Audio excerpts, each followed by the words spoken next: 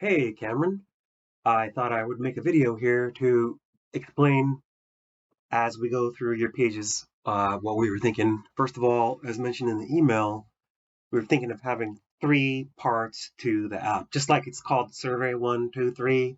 Number one will be site discovery, like I saw it, documented it, but haven't gone in. Number two will be the posting date. It's the day that we go out with CHP. And number three will be the removal date when CHP is also present. So looking at this first page here, not sure if we need to identify like what we're doing, maybe just like a start button. So we would go right into the site discovery. Our primary goal being to capture and automate encampment identification, removal, and reporting. It's also good to be simple and user friendly. So as we go through here into the process flow chart, I think that we all agreed that this is something more of a background area, kind of like a programming. I understand that this is the area where notifications can be added in. For example, who needs to be notified and how do they like to be notified. So it would be great if you could let us know the different ways that Survey123 can notify, let's say, managers, DDD, maintenance, when encampment removal request forms are created. You mentioned that they get a little notice, and maybe this is something that even Survey123 can help with.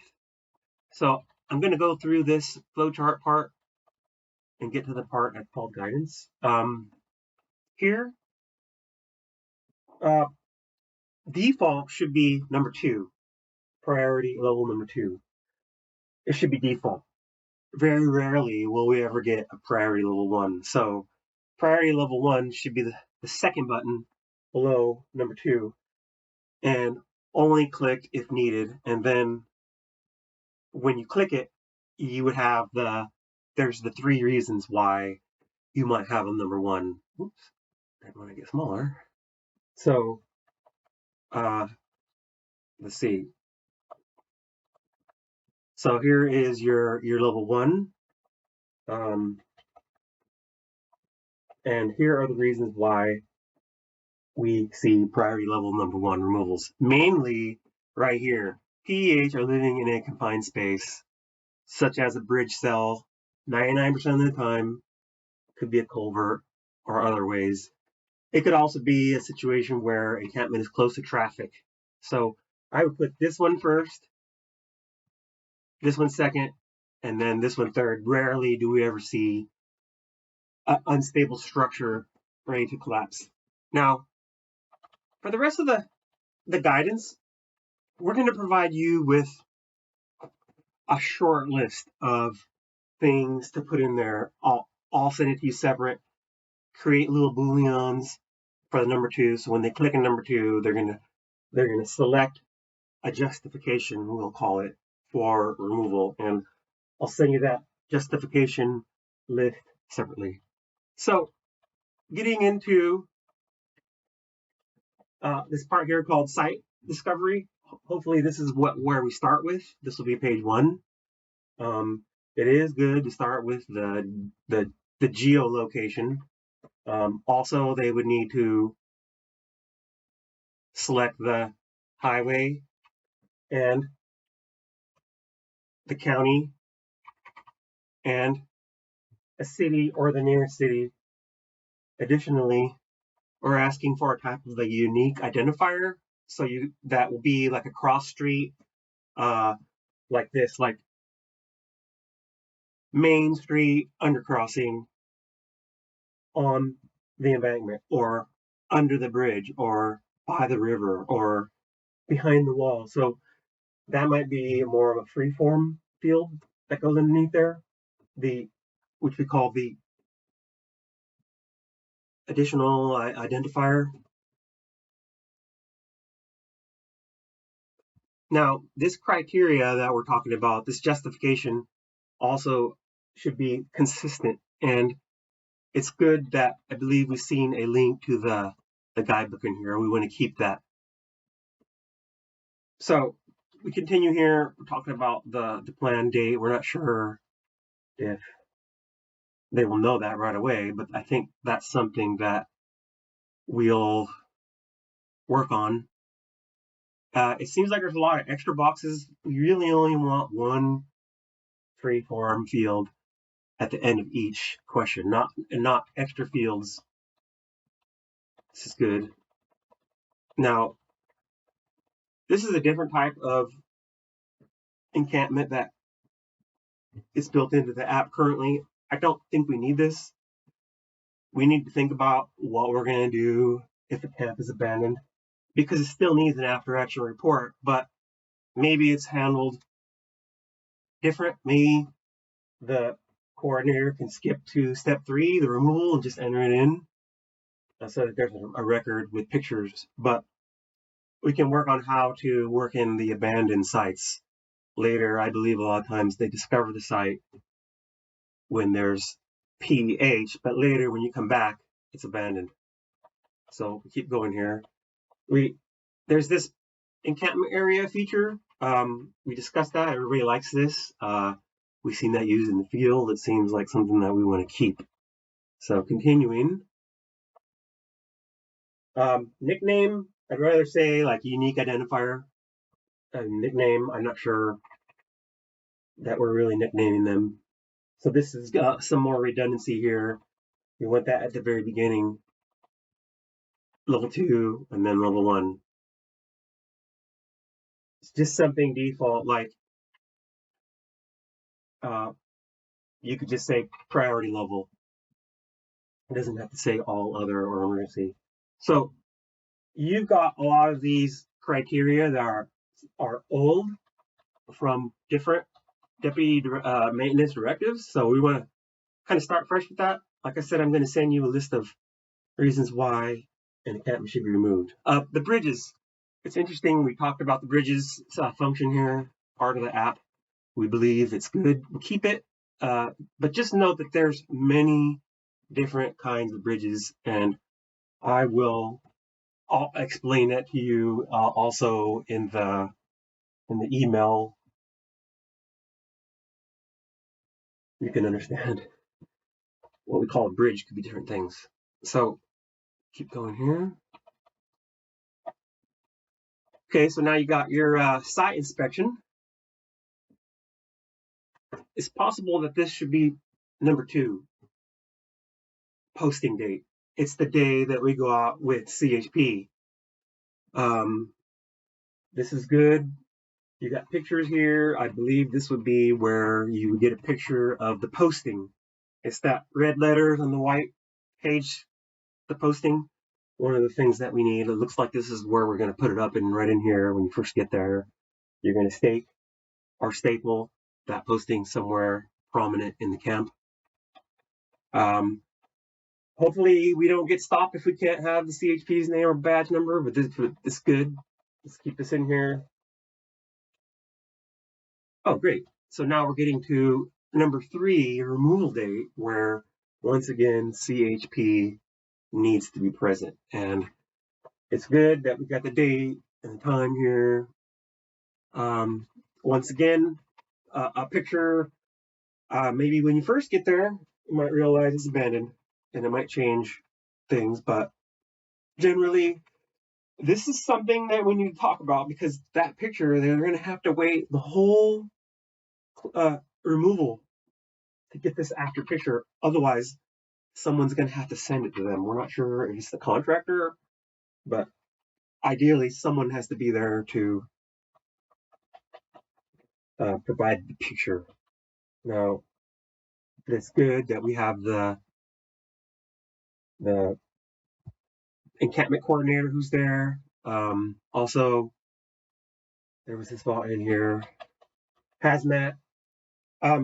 We wanted to change that to where we just have a question that says, a hazmat and landscape reps are present. A hazmat rep is present, yes or no? A landscape rep is present, yes or no? And if they click yes, then they can put their name. Otherwise, maybe it's the encampment coordinator. It would also be nice to have a spot toward the end called who is inputting information into IMMS. IMMS is a system that field maintenance works uses to record work and time. So we can talk about that more. Let's see. So all these questions about trimmed and cleanup. This one, landscape trim, is not necessary. Contractor used. I think that's pretty obvious, but there was something in here that we mentioned that the contractor should be identified around the posting time, maybe. There's something called a service request number. We might be able to get that. And we also have to have the contract number that's used for the cleanup. That's what links our work with IMMS if we need to do research. Also, we mentioned when it comes to the 12 districts, maybe we can have the district contractors pre-populated into the app, because one district probably only uses one contractor, and it would make that a lot easier. If there is a situation where a property is taken for storage, which would probably be stored at a Caltrans maintenance yard, we do want that question was property collected? Yes or no? If it's a yes answer, at this point, we need to include what we call the log number. It's a log maintenance keeps, so PEH can claim their property if it's been collected. This recommended improvement area here, I don't think we discussed that very prominently, but it's something that we need to discuss before we finalize things. So here we got the number of cubic yards debris removed. Once again, this is an estimated number, and we don't want to delay reporting. So the encampment coordinator, or whoever is there with the contractor cleaning up the encampment, should be able to estimate how many cubic yards were picked up. We don't need to wait for a report come back from the contractor. Oops. Did I lose it?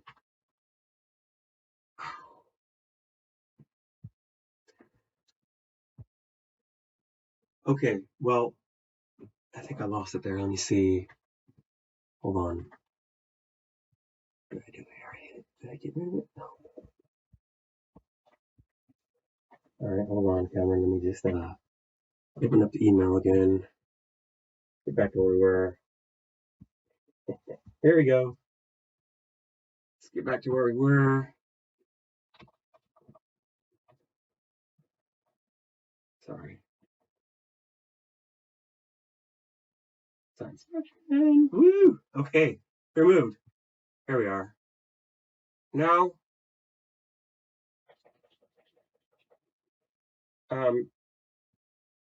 there's a part here that you're calling after action report.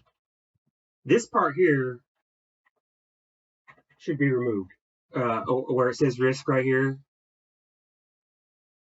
because all encampments are a risk. We don't want to spell it out here like this.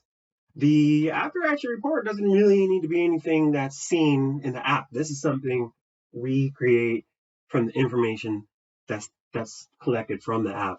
Hopefully there'll be a place where someone like myself can be notified when there's after action reports that are ready for a review, and maybe we need to call them up and ask questions and finalize the data. Ultimately, we format the data into an email, which is sent to the governor's office on Friday. So anyways, we appreciate your help. There's this emergency scope of work. I don't know if that's something. Sorry about that, Brandon.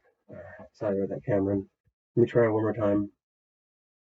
I wish I can get right to the end. It doesn't seem that easy. Let's see.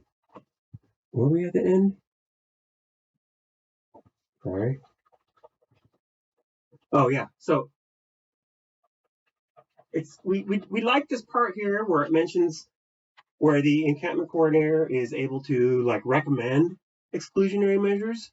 So it's good to address that area more.